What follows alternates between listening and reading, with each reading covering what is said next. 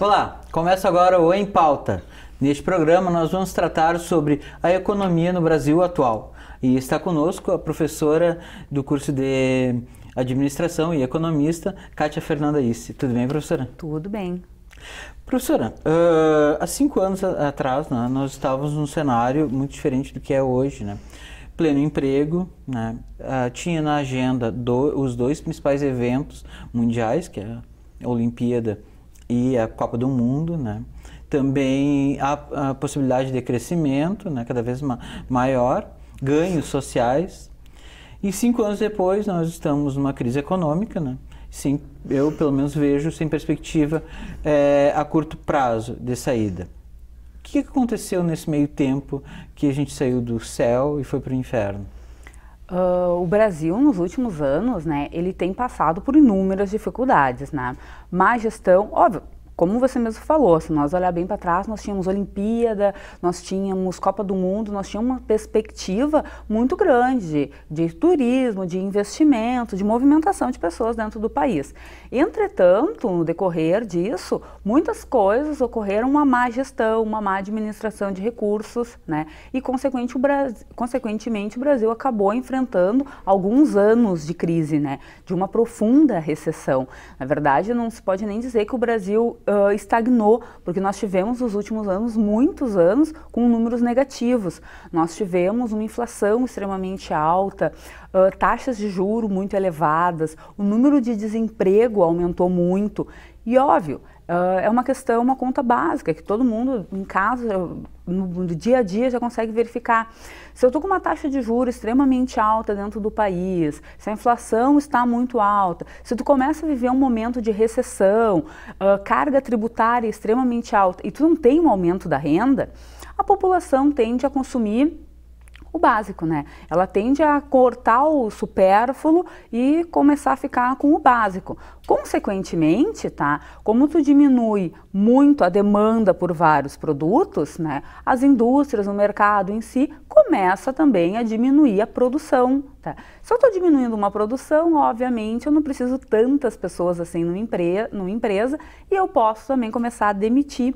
É por isso que nós tivemos nos últimos anos vários cenários que geraram medo, pânico no país, não apenas na taxa de juros, na inflação, a questão da recessão, o grande número de desemprego, né, o aumento várias vezes de carga tributária, aumentos de combustível, gás, energia, e isso tudo acaba entrando na conta, né, de todo o consumidor, de todo o nosso contribuinte. Isso faz uma recessão muito grande no país.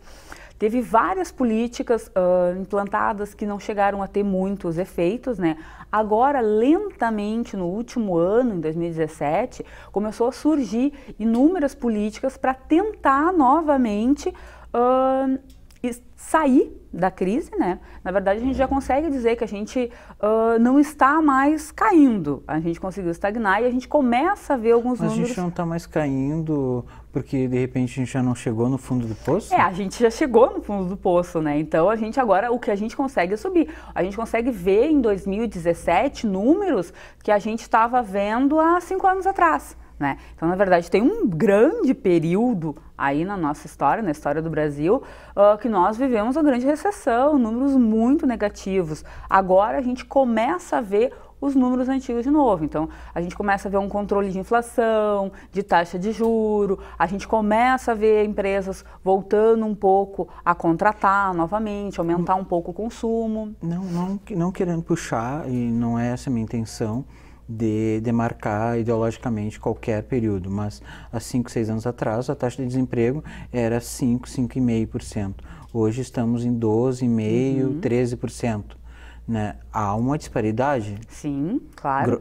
E muito gritante. Né? Muito gritante. Essa taxa, ela foi aumentando ao longo desses anos de recessão. E a senhora falou dos juros, né? Os juros nunca caem, permanecem intactos. Eu lembro que, se eu não me engano, em 2011, o governo Dilma tentou, né, baixar os juros e houve uma gritaria, né, sobretudo da imprensa, sobre a questão dos juros. Por que os juros nunca baixam? Tirando a explicação óbvia dos lucros dos bancos. Sim, então o que acontece? A taxa, por exemplo, se nós pegar a taxa básica de juro do país, né? Se nós pegarmos, por exemplo, a Selic, óbvio, ela já foi muito pior, né? Hoje ela está em torno de 6,5%, provavelmente a próxima reunião do Copom, mês que vem, vai ter uma nova redução. Partindo desse princípio, tá? Toda vez que o Copom reduz a taxa de juro, né, a taxa básica da Selic, tende os bancos a tentar reduzir um pouco mais as taxas dele. Óbvio que não se reduz na mesma proporção. Nos últimos meses que o Copom reduziu essa taxa, reduziu um pouco a taxa do cartão, a taxa do cheque, a taxa do empréstimo, do financiamento. Óbvio que a proporção dessa redução ainda está sendo pequena, exatamente porque o mercado está reagindo, mas muito lentamente. Ele volta a respirar muito lentamente, mas em vista do que era a taxa de juro há 2, 3 anos atrás, que a Selic estava ali a 14%, hoje a partir de 6% já é uma diferença.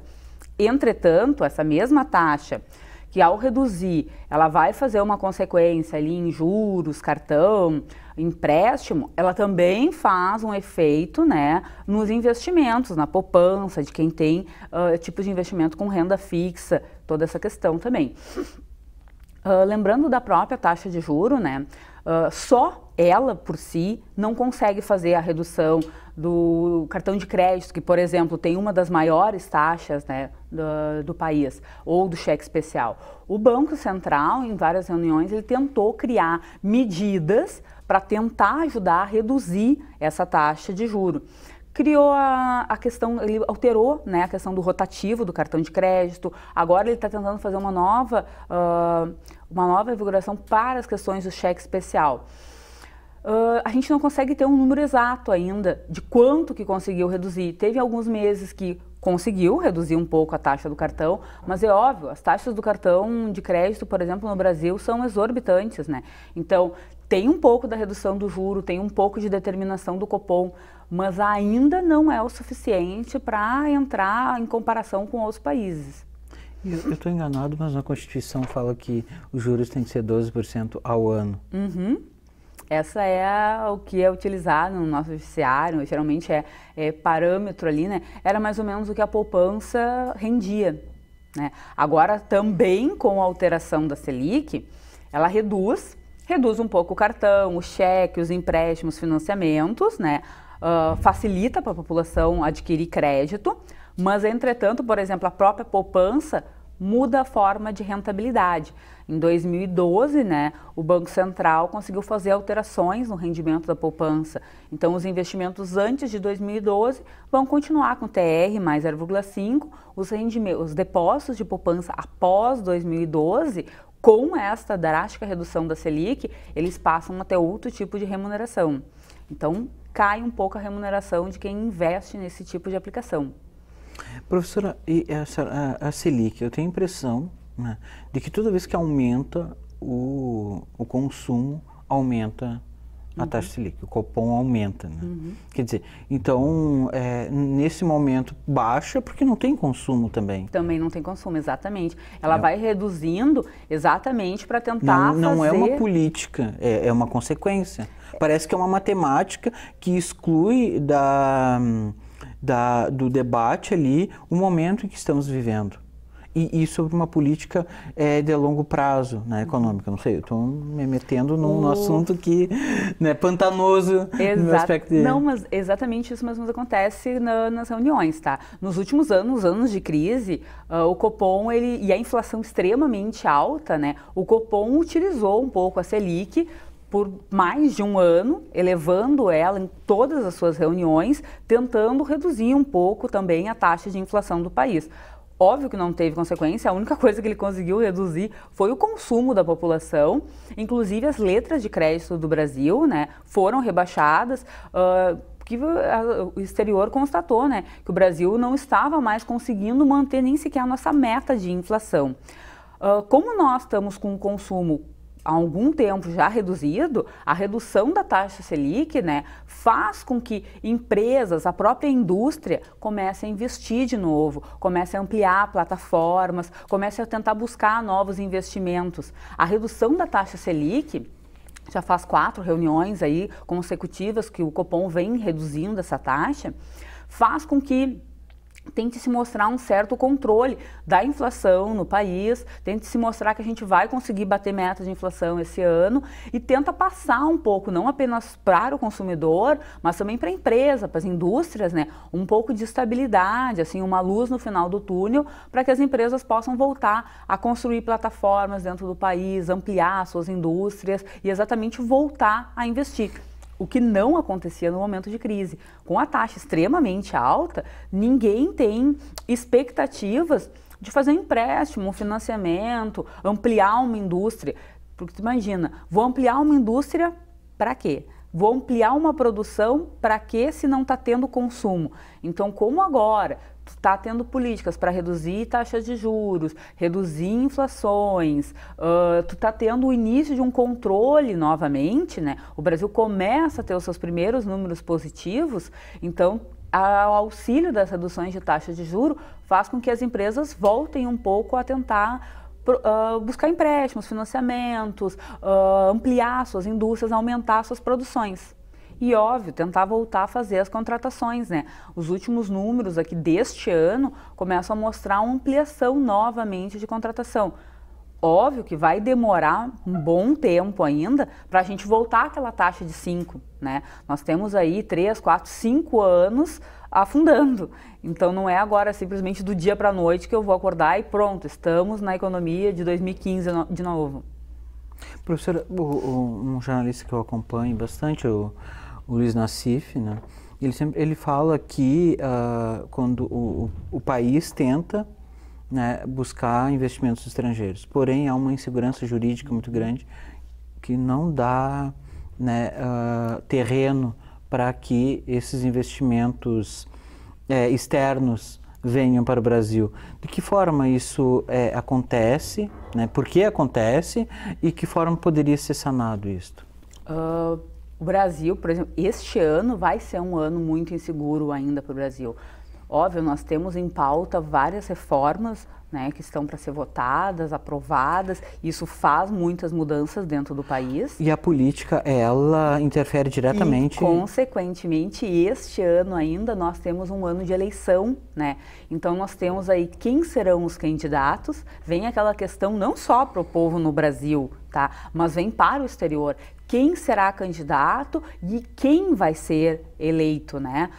Isso faz uma grande insegurança, isso gera um grande risco dentro do país e, consequentemente, nós já vimos em outros anos também, a primeira eleição, por exemplo, do presidente Lula, foi o primeiro, depois de 1994, quando nós estipulamos o Plano Real e conseguimos conter os altos índices inflacionários no Brasil, o primeiro ponto de inflação, assim, que a gente conseguiu ver foi exatamente na eleição do ex-presidente Luiz Inácio Lula da Silva. Por quê? Porque gerou uma certa insegurança no país naquele momento. Óbvio, foi contido pelo mercado, né? Mas esse ano nós vamos viver isso, tá? O Brasil está começando a tentar sair de um momento de crise, nós temos inúmeras reformas ainda para ser votadas e isso faz uma grande mudança no cenário econômico e ainda nós temos o cenário de eleição esse ano. Mas até que ponto o caos não serve para o grande capital, professora? A questão da eleição? Não, o caos, né? O caos no sentido, assim, dessa insegurança generalizada, né? Uhum. Porque dados Oxfam, por exemplo, apontam que nos anos de crise o número de bilionários aumenta, né? Até que ponto o mercado que a senhora falou que não é um mercado que nós frequentamos, né? É um órgão, quer dizer, é um número restrito de investidores, né? Até que ponto também não serve para eles essa crise? Esse mercado, toda a questão tá, do que vai acontecer esse ano gera grandes incertezas, exatamente porque tu não sabe, a pessoa que for eleita, tu não sabe qual a proposta dela, tu não sabe exatamente o que ela vai estipular, ela vai ser a favor de todas essas reformas, ela vai criar medidas diferentes, ela vai barrar algum tipo de exportação do país, ela vai proibir algum tipo de importação, dependendo das políticas que esse candidato adotar, isso pode mudar toda a visão do país, né? Nós temos muitas relações, todo o comércio exterior dentro do país, né? Eu adoto uma pessoa que realmente talvez mude as políticas, questão de aposentadoria, de emprego, mude as medidas às vezes de exportação, acabe com incentivos, por exemplo, de pesquisa e desenvolvimento, né? O Brasil precisa muito de pesquisas de desenvolvimento e isso tudo é uma medida de longo prazo. Então, óbvio que não vai ser um governo que vai resolver. Então, tu precisa criar, não apenas na política, mas na sociedade toda, né, uma perspectiva de criar uma política de longo prazo que ela tem que ser implantada para ser cumprida por várias eleições, porque senão corre o risco, sim, de voltar uma crise para o país, né? Nós estamos tentando começar a sair e da mesma forma quando um país começa a tentar sair de uma crise e esse processo é lento, né? Eu vou ter que ter várias políticas exatamente para um futuro. Nossas questões, por exemplo, de previdência, né? Hoje em dia a população olha e fala, acho que eu não me aposento mais, o fulano já não se aposentou, o ciclano não. Mas hoje... E alguns falam, mas se a medida da Previdência for aprovada, talvez então eu nunca mais vou me aposentar. Mas então se olha hoje para o país, com a legislação que tu tem hoje, será que você se ia se aposentar? Né? Como está a estruturação das contas públicas do país hoje? No ano passado nós tivemos várias vezes alterações no déficit público do país, né? O próprio estado do Rio Grande do Sul teve várias vezes os déficits alterados, né? E recentemente nós entramos até mesmo com ações do Banrisul sendo vendidas para tentar cobrir isso. Então, o cenário do Brasil, ele não é dos melhores, né? Nós estamos saindo de um processo de crise, então ele não é uma questão extremamente segura. Ele não passa segurança para o resto do país. E além disso, além de ter que controlar, né, todos esses anos que nós estamos vindo de uma crise, nós vamos ter que controlar o que acontecer este ano. Não apenas com as reformas que talvez sejam aprovadas ou não, ou vão ficar para o próximo candidato, e aí gera várias expectativas. O próximo candidato vai alterar elas? Vai aprovar como estão? Vai criar novas alterações? Quais as consequências disso? Quais essas consequências para dentro e para fora do país? Nós nem chegamos no meio do ano e, por exemplo, o dólar essa semana mesmo já sofreu grande alteração, né? Chegando aí a 13,40, 13,42 já, exatamente por causa da incerteza de todo esse cenário eleitoral. Professora, pesquisando para o programa, né, eu encontrei uma entrevista no El País do sul-coreano Ha Jong-shank, né, que diz que o Brasil está passando por um dos maiores processos de desindustrialização na história da economia, né? Queria ouvir a senhora a respeito disso, mas após o nosso intervalo, tá? Ok. O Em Pauta volta em breve.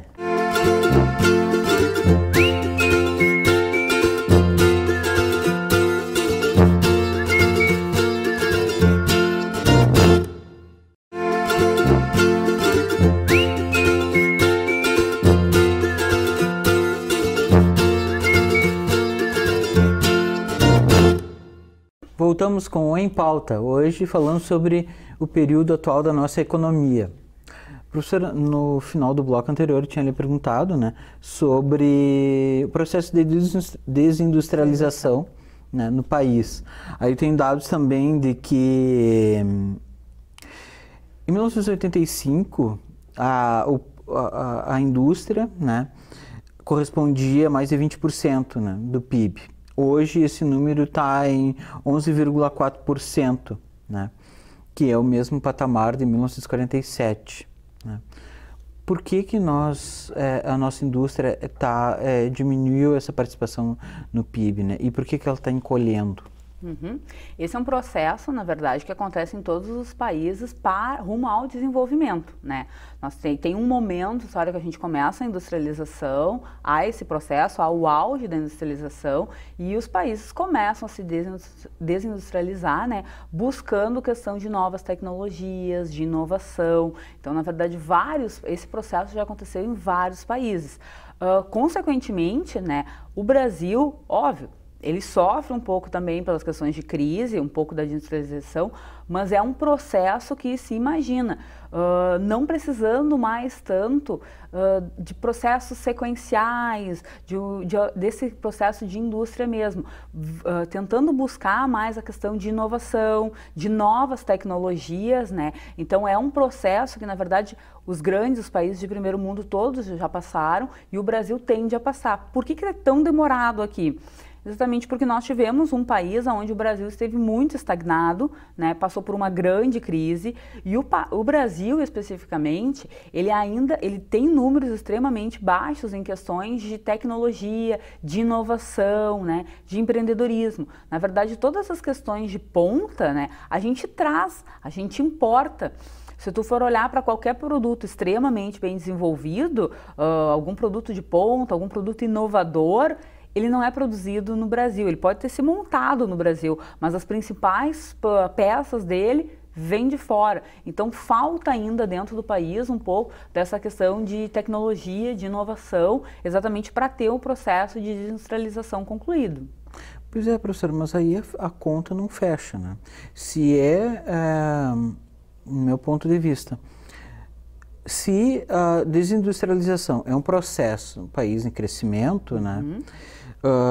Mas o Brasil, ao mesmo tempo, né, tem uma população, em sua maioria, né, que não tem qualificação para uma indústria mais inovadora, tecnológica, né, e parece que não vamos ter a médio e longo prazo, porque agora as medidas do governo é justamente tá tirando recursos da pesquisa e também do ensino, quer dizer, então a gente está perdendo o emprego da indústria. Exato. Mas também não estamos conseguindo fazer uma mudança, né? Uma mudança tecnológica, uma evolução, tu não consegues fazer. E exatamente, na verdade, quem trabalha nas questões de RH, de contratação de empresa, vê muito isso.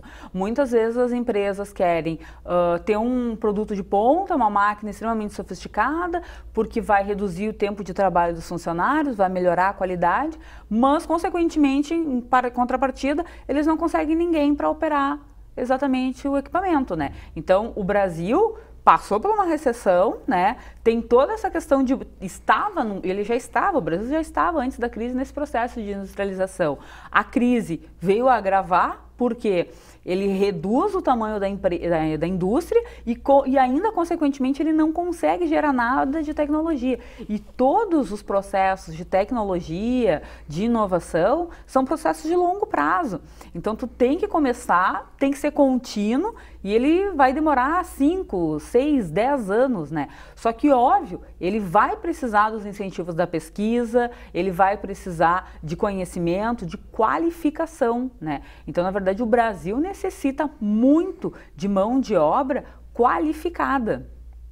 Exatamente para conseguir Mas ao mesmo tempo não está oportunizando essa qualificação. Não está oportunizando essa qualificação. Nesse momento de crise que o país passou, muitas pessoas, né, houve reduções de financiamentos educacionais e, óbvio, consequentemente, houve muita redução também de incentivos à pesquisa, à inovação, e isso trava muito todo o processo de industrialização de um país. Professora, muitos economistas, como por exemplo o Gonzaga Beloso, fala que nós estamos passando por um processo de financiarização. Quer dizer, quem detém o dinheiro prefere investir no mercado, né, financeiro do que na produção. Isso realmente acontece, né? E isso gera justamente esse processo de desindustrialização?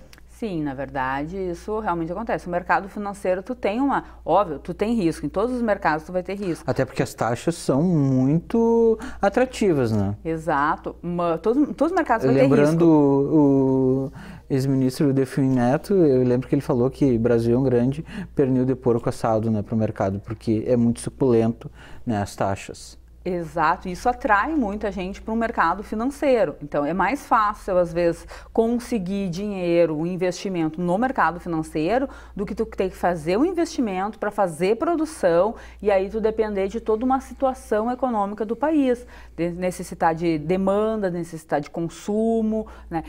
Necessitar de preferências do consumidor. Então, o mercado financeiro acaba sendo muito mais atrativo. E nos últimos anos, o Brasil tendo taxas extremamente elevadas, fez com que o mercado financeiro acabasse ficando extremamente atrativo. Isso faz com que tu mude muito o cenário. Óbvio, se tu não tem pessoas, indústrias investindo em produção, consequentemente tu tem grande retração do país, tu tem um grande atraso. Professora, o Brasil ocupa a posição de 69ª de 127 países no ranking mundial de inovação. Como podemos mudar, né, esse quadro? Como o país pode se tornar mais inovador? Essa cultura estar mais presente? Por exemplo, é uma cultura aqui da Universidade Fevale, mas a Universidade Fevale, né? Exatamente. Abrange aqui a região do Vale do Sinos. É muito importante, né? Os principais polos de inovação, de tecnologia mesmo, eles estão dentro das universidades, né? O que a Universidade, por exemplo, Fevale faz hoje não é apenas a questão da graduação, né? A Fevale vai muito além, investindo em mestrados, doutorados, especializações, inúmeras pós, né? Consegue abranger todas as áreas, todos os campos. E como que tu faz isso? Óbvio, é dentro das universidades, com um campus diferenciado, com bibliotecas de tecnologia, com materiais diferenciados, tentando instigar no aluno, né, que exatamente vai ir para o mercado, ou muitas vezes já está no mercado, toda essa questão do empreendedorismo, da inovação, né, da necessidade de fazer isso. E como o governo poderia incentivar isso? De que forma, professora? O governo pode incentivar isso, já que nós tivemos inúmeras elevações, né, de taxas, tributos, né, o governo pode incentivar isso exatamente com os fundos, com os financiamentos das pesquisas, com inúmeras áreas que existem de fomento exatamente para as áreas de pesquisa, de inovação, empreendedorismo, né, incentivando os empreendedores e, óbvio, ajudaria muito também uma reestruturação das cargas tributárias, principalmente das empresas, das indústrias. O perfil do nosso empresariado, ele é empreendedor? Eu lhe faço essa pergunta porque eu li uma entrevista da ex-presidenta Dilma Rousseff, que ela falou que ali na véspera da Copa do Mundo, ela reduziu taxas, né, tributos, e ela esperava que o empresariado investisse em tecnologia, né, em inovação. Isso não aconteceu. Ela alega que então o empresariado atribuiu essa diminuição dos tributos como renda. Né? Isso procede? Há uma cultura de pouca inovação e pouco empreendedorismo por parte do nosso empresariado? Na verdade, assim, houve uma grande redução de taxas, mas para grandes empresas, né? E isso que faz essa desigualdade dentro do país, né? Houve reduções e incentivos para multinacionais, para grandes empresas. Nós precisamos incentivar exatamente o pequeno empresário, o pequeno produtor, na verdade. Por quê? Porque muitas vezes ele não tem conhecimento de como chegar a essas taxas. Ele tem uma ideia, muitas vezes ideias inovadoras, até mesmo aqui no Vale dos Sinos nós temos inúmeras empresas com sistemas inovadores, com vários processos de sustentabilidade, inclusive, tentando utilizar o máximo possível da matéria-prima. Se não for na fonte que ele já fazia, ele cede esse material para a confecção de outros produtos. Então nós temos sim muitas pessoas no Brasil, no Vale dos Sinos, com essa questão de inovação, de empreendedorismo. Só que as taxas reduzidas precisam atingir mais o pequeno, né? E precisa exatamente ter essa relação de como ele buscar, de como chegar a essa taxa para poder desenvolver o seu próprio negócio. Então, a ótica, quer dizer, a receita foi correta, a ótica que estava errada. A ótica que estava errada. O público que foi equivocado. Exatamente. Professora, segundo o Diese, né, a privatização submete o desenvolvimento a interesses estrangeiros, nosso desenvolvimento. Né? Segundo o Instituto, ainda, as privatizações não resolvem o problema da dívida fiscal. Então, por que a gente vai seguir uma estratégia que não resolve e também já não resolveu antes? Vamos lá. A questão... Por exemplo, a questão, desculpe me interromper, mas tem a questão energética que é fundamental para a indústria, por exemplo. Na questão energética, nós já tivemos inúmeros problemas no Brasil, né? Nós tivemos uma medida para reduzir uma conta de luz, mas óbvio, não foi bem estruturada. Hoje, atualmente, nós estamos pagando essa conta, né? Porque além dos aumentos de energia, nós estamos aí com consequentemente, com várias bandeiras sendo alteradas. O que nós precisamos, na verdade, é de uma boa gestão, né? Algumas pessoas às vezes falam assim do serviço público, tem que privatizar para melhorar a qualidade do serviço. Simplesmente privatizar não vai garantir a melhoria da qualidade, na verdade. Tu precisa realmente ter uma melhor gestão, uma melhor organização, uma gestão de custos dentro desse sistema, uma melhor organização para esse serviço exatamente ser mais qualificado, agradar a população. E a população tem que ter a consciência de cobrar esse serviço, porque é ela que mantém ele, é os impostos da população que mantêm todos esses nossos serviços. No Rio Grande do Sul, nós tivemos várias vezes as questões, por exemplo, dos nossos pedágios, né? Os nossos pedágios no Rio Grande do Sul são os mais caros, né? Recentemente, alguns postos de pedágio foram fechados, outros conseguiram reduzir. Como se consegue reduzir uma tarifa pela metade dessa forma, né? Por que nós, por tantos anos, sustentamos uma tarifa tão cara? É uma questão de organização, de gestão, de planejamento. Então, na verdade... Transparência também. Transparência, exatamente. Então, na verdade, é isso que falta, na verdade. Não é simplesmente o fato, vamos privatizar, não vai resolver. Não te garante que uma outra empresa não compre quando vê tu tem um monopólio, né, em algum setor. Né? Nós temos aí várias companhias que foram compradas e hoje simplesmente tu está tendo intervenção do CAD para verificar se tu já não está se tornando um monopólio.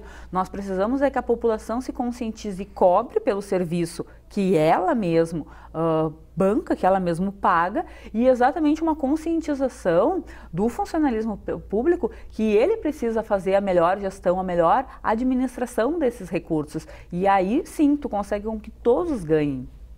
Professor, tem muitas questões aqui, mas já me avisaram que nosso tempo se encerrou, mas quero ouvir da senhora, né, antes de encerrar mesmo, qual é a perspectiva que a senhora vê para a economia, né, a curto prazo, né, até as eleições e um pouquinho adiante? Curto prazo é realmente um cenário de instabilidade, né? O Brasil saiu de uma crise, né? Mas ele não está com os números a mil maravilhas. Mas saiu mesmo? Saímos, nós conseguimos dizer assim que saímos. Nós começamos a ter alguns números positivos novamente no emprego, na indústria, né? Nós conseguimos ter alguns controles. Óbvio, esse ano vai ser um ano decisivo para o Brasil para conseguir dizer que realmente saiu da crise. Por que um ano decisivo? Porque nós temos várias medidas, né, que provavelmente ainda não vão conseguir ser aprovadas ou melhor elaboradas e vão ficar para depois das eleições. O momento das eleições vai ser um momento extremamente tenso no país, né? E a decisão disso está na mão do povo, né? Está na mão de todos os brasileiros. E nós vamos precisar que todos os brasileiros tenham muita consciência nesse momento, porque o que você vai estar decidindo é o futuro, não seu e da sua família, mas é o futuro do país todo e não apenas para 4 anos, é para o resto, porque uma má eleição, um mau candidato, ele consequentemente pode vir a travar novamente todas as políticas de desenvolvimento do país. E aí nós vamos ficar retraindo e retraindo uma economia por muito tempo. Então, assim, a curto prazo, para 2018, eu acredito que o Banco Central vai continuar mantendo taxa de juros baixa, vai tentar criar inúmeras políticas, né, para tentar reduzir outras medidas, vai ficar muita coisa para ser votada, né, para depois das eleições.